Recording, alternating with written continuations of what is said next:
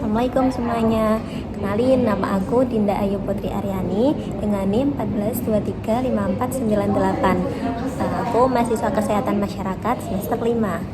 Oke.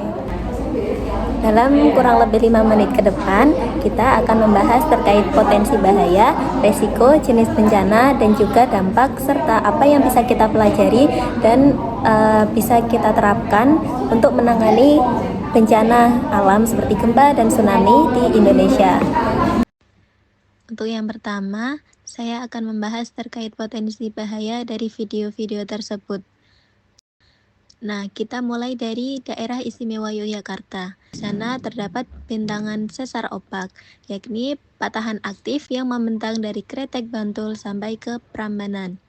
Sesar ini berarah timur laut barat daya yang searah relatif dengan Sungai Opak.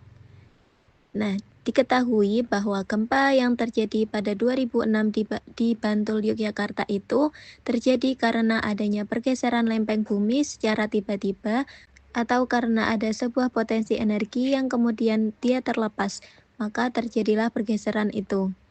Maka oleh para ahli ditetapkan bahwa patahan-patahan atau sesar-sesar yang bergeser dalam waktu yang relatif tidak lama itu disebut sebagai sesar aktif.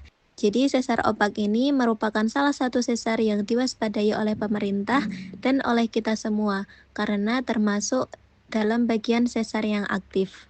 Tidak hanya gempa, terdapat juga risiko likuifaksi di wilayah sekitar sungai dan juga tanah berpasir.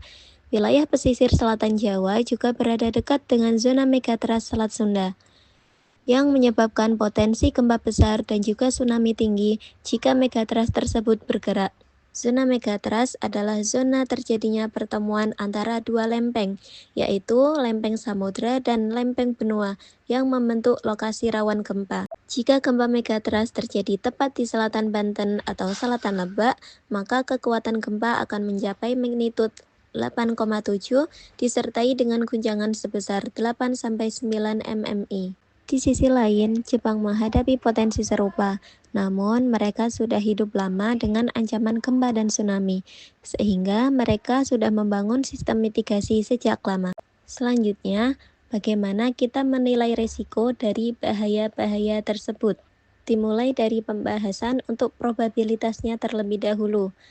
Yang pertama, untuk sesar opak, data GPS menunjukkan ada deformasi aktif, terutama di bagian timur sesar, sehingga kemungkinan gempa menengah ke kuat memang nyata.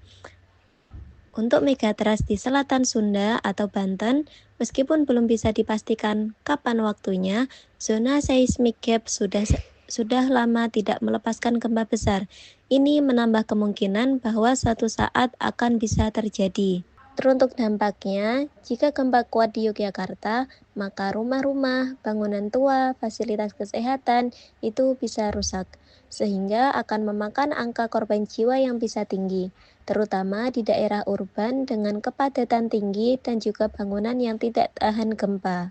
Jika megatrust terjadi dan tsunami menyapu pesisir Banten atau selatan Jawa, maka dampaknya bisa jauh lebih besar.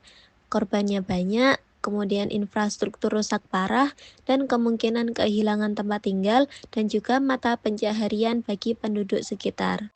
Di beberapa daerah di Indonesia, masyarakatnya masih kurang untuk latihan evakuasi. Bangunannya juga masih belum sesuai dengan standar, sehingga akses evakuasi juga belum merata. Sedangkan di Jepang, kapasitas adaptasinya lebih tinggi, dimulai dari bangunan yang tahan gempa, sistem peringatan yang cepat, masyarakat akan terbiasa juga dalam kesiapsiagaan. Untuk jenis bencana yang akan mungkin terjadi, yang pertama, gempa bumi tektonik. Ini bisa berasal dari sesar opak atau patahan lempeng yang lain. Yang kedua, tsunami. Itu sebagai akibat dari gempa megatrust di laut.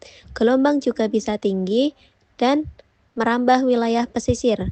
Kemudian ada bencana sekunder yang lain, yakni likuifaksi, longsor, kebakaran akibat kerusakan, gangguan layanan publik seperti air bersih, listrik, dan juga komunikasi. Dampak bagi manusia bisa meliputi yang pertama, dampak bagi kesehatan bisa meliputi cedera berat, kematian, penyakit akibat sanitasi yang rusak, infeksi, dan juga trauma mental.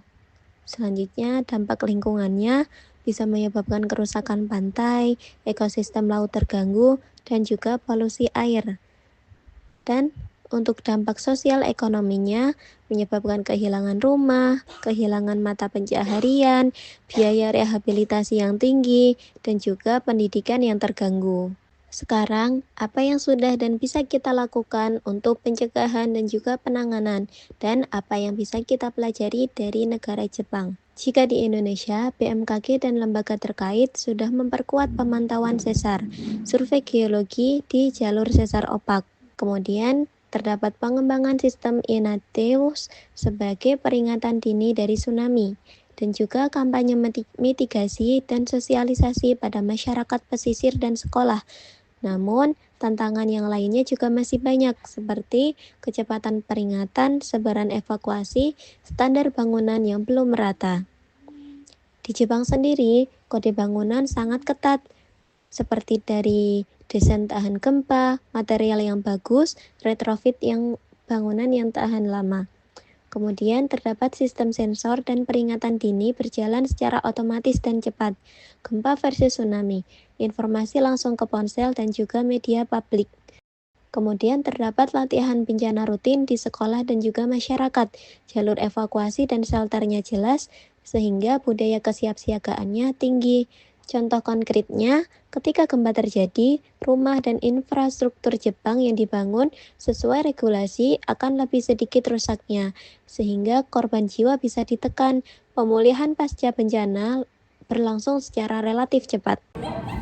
Oke, untuk penjelasannya kan sudah. Sekarang untuk yang terakhir terkait kesimpulannya, yakni potensi gempa besar di Indonesia itu nyata adanya, dari sesar opak di Jogja sampai dengan megatrust di Selat Sunda atau Banten. Kemudian risiko tinggi terutama karena vulnerable building dan kesiapsiagaan tinggi masyarakat yang belum maksimal. Kemudian Jepang juga telah menunjukkan bahwasannya dengan persiapan yang tepat, regulasi bangunan, latihan rutin, sistem peringatan cepat, dan juga budaya siap siaga bisa meminimalkan terjadinya dampak dari bencana tersebut. Oleh karena itu, mari kita mulai dari diri sendiri, cek bangunan, pelajari jalur evakuasi, serta ikut latihan bencana, juga dukung kebijakan pembangunan secara aman.